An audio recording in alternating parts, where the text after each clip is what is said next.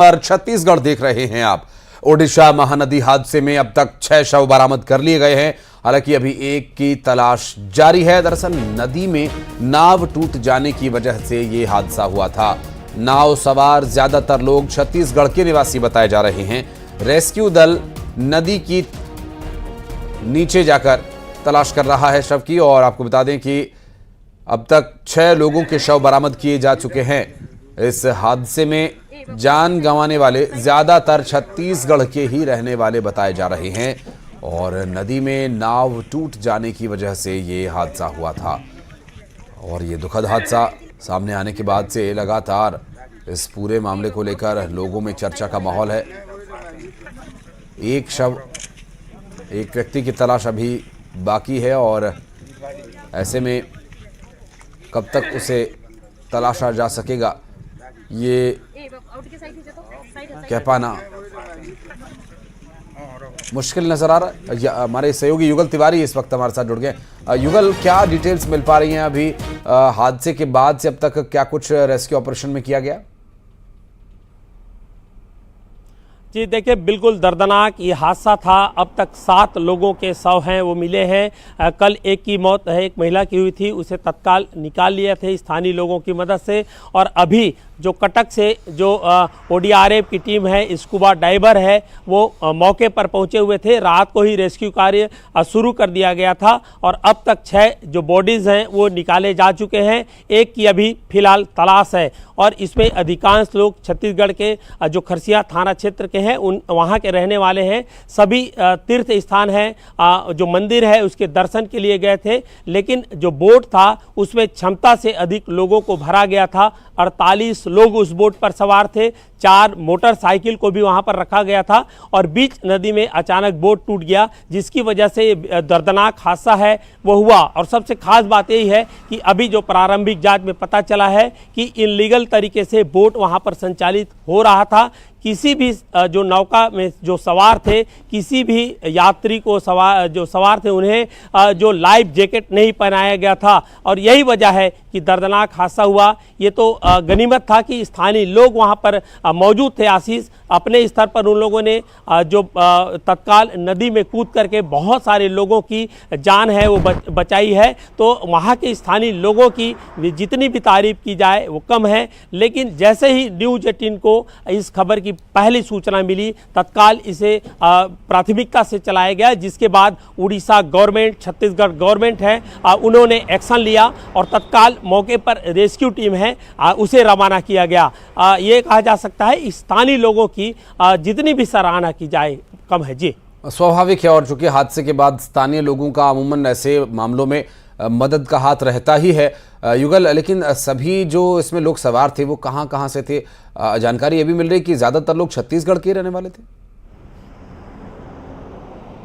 ये बिल्कुल देखिए, एक दर्दनाक हादसा था। इसकी जैसे ही सूचना मिली तो खरसिया के विधायक उमेश पटेल खुद वहां पर मौके में गए थे। जिला प्रशासन की जो टीम है, कलेक्टर कार्तिकेय गोयल है, वो वहां पर मौके पर पहुंचे थे। उड़ीसा गवर्नमेंट से उन्होंने बातचीत की है और जो वहां पर जो घायल लोग थे उन्हें उपचार करने के बाद तत्काल रायगढ़ लाया गया। अधिकांश लोग रायगढ़ जिले के रहने वाले हैं। तो ये कहा जा सकता है कि बहुत सारे लोग हैं। चूँकि रायगढ़ और उड़ीसा की सीमा लगा हुआ है, बहुत सारे ऐसे तीर्थ स्थल है जहां पे लोग आते जाते हैं। एक कार्यक्रम में सभी नाते रिश्तेदार पहुंचे हुए थे। खरसिया के अंजोरपाली के ये बताए जा रहे हैं और आसपास के जो क्षेत्र के भी लोग हैं। तो कुल मिला के अलग अलग जो रायगढ़ जिले के जो अलग अलग गांव क्षेत्र के जो परिवार इकट्ठा हुआ था और वहां पर दर्शन करने हुए गए थे मंदिर का, और इसी दौरान ये हादसा हुआ है। एक बड़ी लापरवाही आई है। जिसने नाव चला रहा था उसे डिटेन किया गया है, हिरासत में लेकर के अब पूरी पूछताछ की जा रही है। लेकिन इस लापरवाही ने फिलहाल अभी जो 7 जान है वो ले ली है। एक डेड बॉडी अभी भी स्कूबा डाइवर है वो तलाश कर रहे हैं। जी, लगभग कब का ये हादसा है और नाव टूटने का कोई विशेष कारण पता चल पाया क्या? देखिए आशीष, छोटा बोट है। जनरली उस क्षेत्र के जो मछुआरे हैं उसमें मछली मारने का काम करते हैं, मछली पकड़ने का काम करते हैं। महानदी जो डैम है यहाँ पर, हीराकुंड डैम का ये बैक वाटर है, और बैक वाटर का जो पानी है उसमें वहाँ पर जमाव होता है। काफ़ी गहरा महानदी है और काफ़ी छत्तीसगढ़ का से गुजरने वाली एक विशाल नदी है जो वहाँ जाती है। और एक छोटा बोट था जिसमें क्षमता से अधिक जो यात्री को भरा गया था। नाविक समझ नहीं पाया और थोड़ी सी लालच में आकर के इस तरह से जो काम है वो करते हैं, और यही वजह है कि एक दर्दनाक हादसा हुआ और नाव अचानक बीच नदी में टूट गया। गनीमत यह है कि बहुत सारे लोग ग्रामीण क्षेत्र के हैं। मैं तो इसलिए लौटूंगा तैरना भी युगल आपके जानते पास। जितेंद्रिया हमारे सहयोगी झारसुगुड़ा से इस वक्त हमारे साथ जुड़ गए हैं। जितेंद्र, अभी क्या डिटेल्स मिल पा रही है इस हादसे को लेकर? जो लोग यहां से निकाले गए हैं और एक अभी अन्य की तलाश भी चल रही है। देखिए, जो रेस्क्यू ऑपरेशन थी वो सुबह 5 बजे से शुरू हो गई थी, एवं जो बोला जा रहा था कि 7 जन अभी भी मिसिंग है। उसमें से जो रेस्क्यू सर्च ऑपरेशन अब सुबह 5 बजे जो शुरू हुआ, 6 जन का डेड बॉडी अभी तक वो लोग रेस्क्यू कर चुके हैं और 1 जन अभी तक मिसिंग है। और जो रेस्क्यू टीम है अभी भी रेस्क्यू जारी है, उन लोगों का जो प्रयास है वो जारी है। अगर हम देखें तो जो लगभग 50 से ज्यादा यात्री नाव में जा रहे थे, जो कि नदी के बीच में क्षमता से कैपेसिटी है उससे ज्यादा यात्री जाने के कारण वो नाव जो है पलट गई थी। उसके बाद वहीं पर जो मछुआरों ने वहीं पर जाके लगभग 40 से ऊपर यात्री को बचाया। और बिल्कुल, और ये काफी दुखद ये हादसा था। जितेंद्रिया, बहुत बहुत शुक्रिया आप दोनों का, युगल आपका भी और जितेंद्रिया आपका भी, और उम्मीद कर रहे हैं कि इस पूरे मामले में जल्द ही रेस्क्यू पूरा कर लिया जाएगा। बढ़ते आगे और आपको बता दें कि रायपुर के अशोक बिरयानी सेंटर में हादसे का शिकार हुए मृतकों के परिजनों से गृह मंत्री विजय शर्मा ने मुलाकात की। आपको बता दें कि अशोक बिरयानी सेंटर में हुए हादसे में 2 कर्मचारियों की मौत हो गई थी, जिसके बाद दोनों मृतकों के परिजनों ने शव रख कर प्रदर्शन किया। देर रात गृह मंत्री विजय शर्मा अशोक सेंटर पहुंचे और मृतकों के परिजनों से मुलाकात की। प्रबंधन ने दोनों मृतकों के परिजनों को 45 लाख रुपए का मुआवजा दिया। एक परिवार को 25 लाख जबकि दूसरे परिवार को 20 लाख रुपए का मुआवजा दिया गया। साथ ही दोनों परिवारों को हर महीने 15-15 हजार रुपए प्रति महीना दिए जाने पर सहमति बनी है, जिसके बाद परिजन शव लेकर रवाना हुए।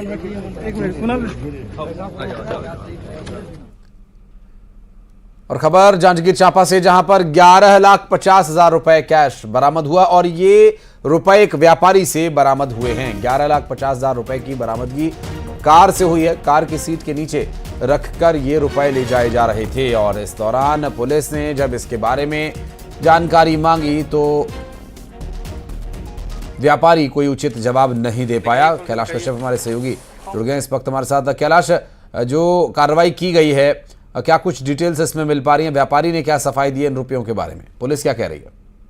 व्यापारी ने सिर्फ अभी तक यही बताया है कि वो व्यापार के नाम से रायगढ़ किसी दुकान वाले को देने के लिए लेके जा रहे थे और अभी तक इसका पुख्ता जवाब जो है और दस्तावेज जो है वो पेश नहीं कर पाया, जिसके कारण आयकर विभाग को ये पूरी प्रक्रिया को सौंपी जा रही है एफएसटी टीम के द्वारा। और फिलहाल अभी 11,50,000 रुपए के जब्ती कर लिए गए। वो व्यापारी जो है सीट के नीचे बैग में भर कर लेके जा रहे थे, वो थोड़ा सा संदेहात्मक लगा और एफएसटी टीम ने उसको बरामद कर लिया है। अभी व्यापारी की तरफ से कोई सफाई दी गई इस पर? नहीं, उनका कहना है सिर्फ कि मैं व्यापार के लिए पैसा लेके जा रहा था किसी दुकान को देने के लिए, लेकिन उनके पास किसी प्रकार के वैध दस्तावेज नहीं होने के कारण उसको बरामद किया गया है। बहुत शुक्रिया आपका इस जानकारी के लिए कैलाश। और खबर कोरबा से, जहां पहाड़ी कोरबा के नवजात की मौत का एक मामला सामने आया। गांव में डिलीवरी के बाद नवजात की मौत हो गई। प्रसव के बाद 24 घंटे प्रसूता तड़पती रही। नवजात का शव लेकर वो सोई रही और 24 घंटे बाद पहुंची डायल 112 की टीम। कांवड़ में रखकर एम्बुलेंस तक उसे ले जाया गया। मेडिकल कॉलेज अस्पताल में इसे भर्ती कराया गया। लुमरू क्षेत्र के चिरई झुंझ गांव का ये पूरा मामला बताया जा रहा है।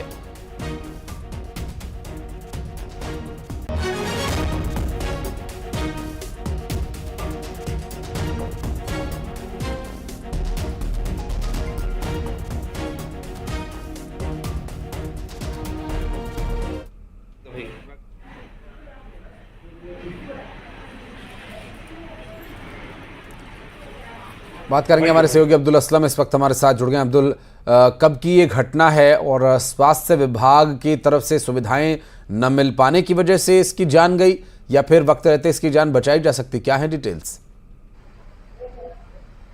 जी, आपको बता दूं कि ये जो मामला है ये लेमरू क्षेत्र के चिराईजूंज गांव की घटना है, जहां धनपतिया जो पहाड़ी कोरवा जो महिला है उसको प्रसव पीड़ा होती है और उसके बाद वो मितानिन की मदद लेती है, लेकिन उसको अस्पताल लाने के लिए वो 102 और 108 पे संपर्क करने की कोशिश करती है मितानिन, लेकिन सुविधा जो है वो नहीं मिल पाती है और यही कारण है कि उसका जो डिलीवरी है वो मितानिन घर में ही सुरक्षित तरीके से कराई थी, लेकिन अस्पताल जैसे ही अस्पताल उसे पहुंचने के लिए फिर संपर्क किया गया 112 डायल 112 से, तो डायल 112 ने जो रास्ता है उसके घर तक पहुंचने का वो कठिन था और कच्चा रास्ता था जहां गाड़ी नहीं पहुंच सकती थी, लेकिन जो डायल 112 के स्टाफ और परिजन जो है 2 किलोमीटर कांवर में उसे बैठाकर गाड़ी तक लाए हैं और उसके बाद अस्पताल मेडिकल कॉलेज अस्पताल में उसे भर्ती कराया गया, जहां बच्चे जो नवजात है उसकी मौत हुई है। बहुत शुक्रिया आपका अब्दुल इस पूरे मामले पर जानकारी देने के लिए।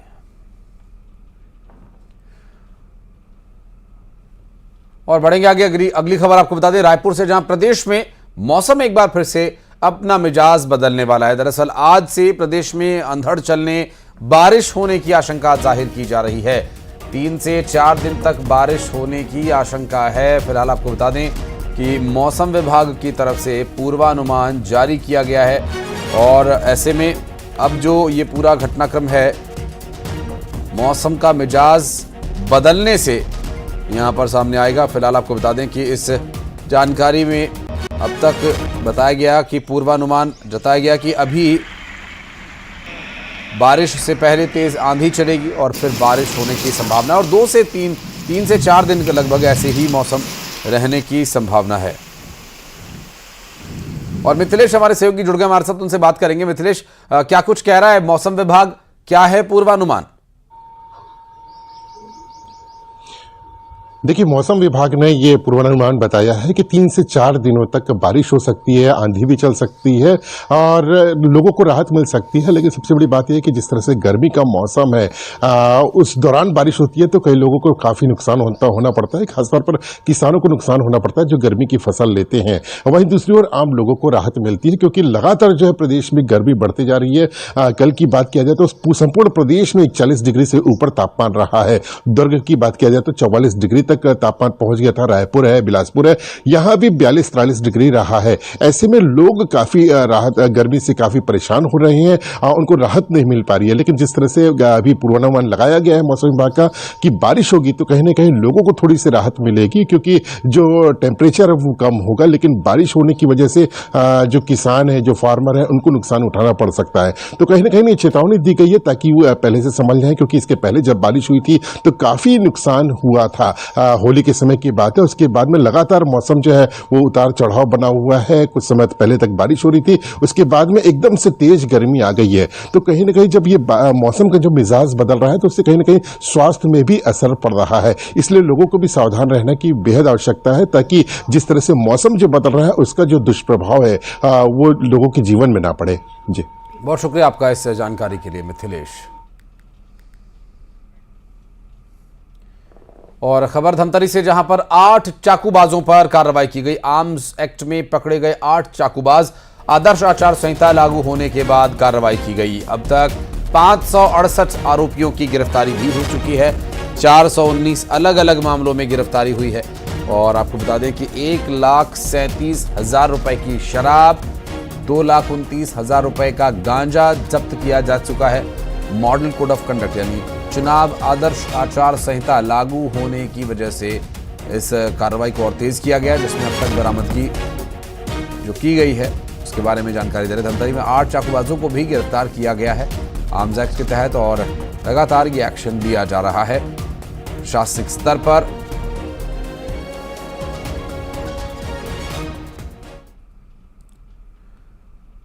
खबरें आगे भी जारी हैं, वक्त एक बहुत छोटे से ब्रेक का, जल्द लौटते हैं।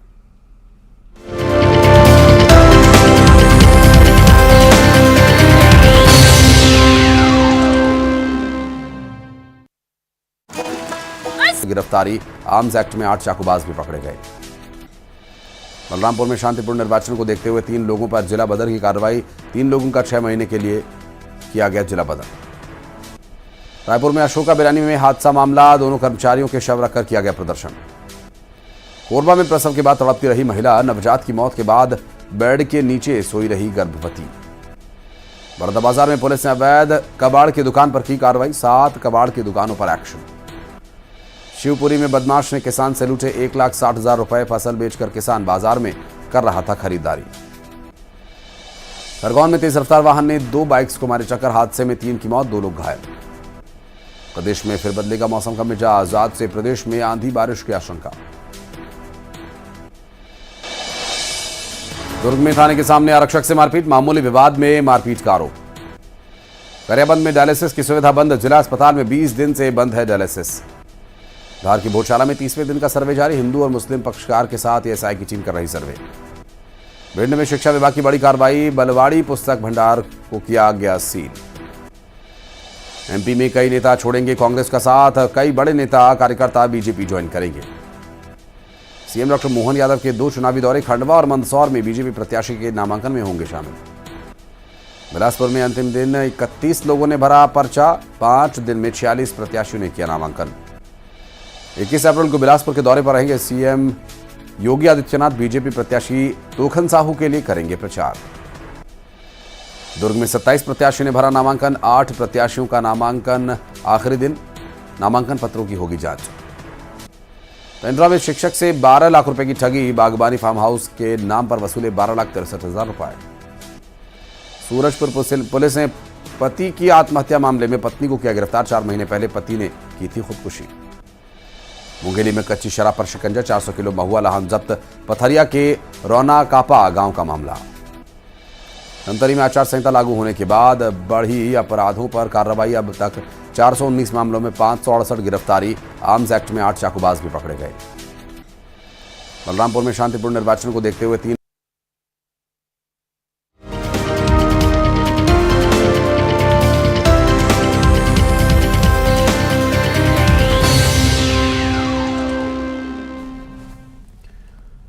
और बीजापुर में शहीद हुए जवान को जगदलपुर में श्रद्धांजलि दी गई। बस्तर लोकसभा सीट के लिए हो रहे मतदान के दौरान यूबी जेल फटने की वजह से एक जवान गंभीर रूप से घायल हो गया था, जिसकी इलाज के दौरान मौत हो गई। जवान देवेंद्र कुमार सीआरपीएफ के 80वीं बटालियन में तैनात थे, जिन्हें जगदलपुर में आईजी सुंदरराज पी, कमिश्नर और कलेक्टर ने श्रद्धांजलि दी। इसके बाद जवान के पार्थिव शरीर को उसके घर भेजा गया।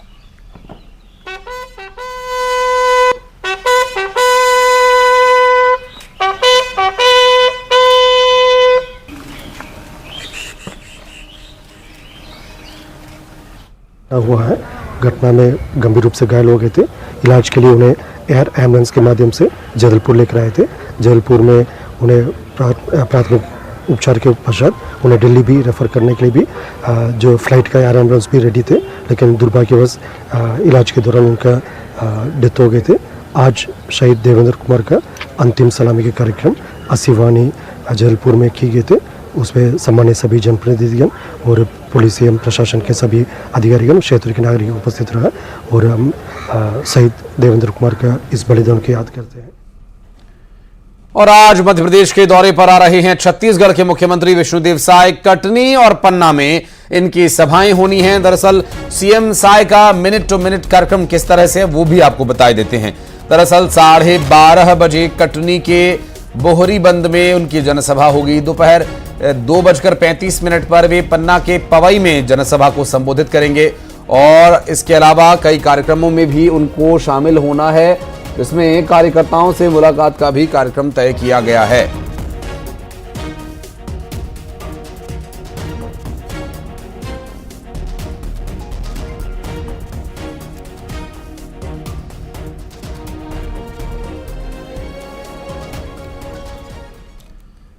और अब 20 बड़ी खबरें फटाफट अंदाज में।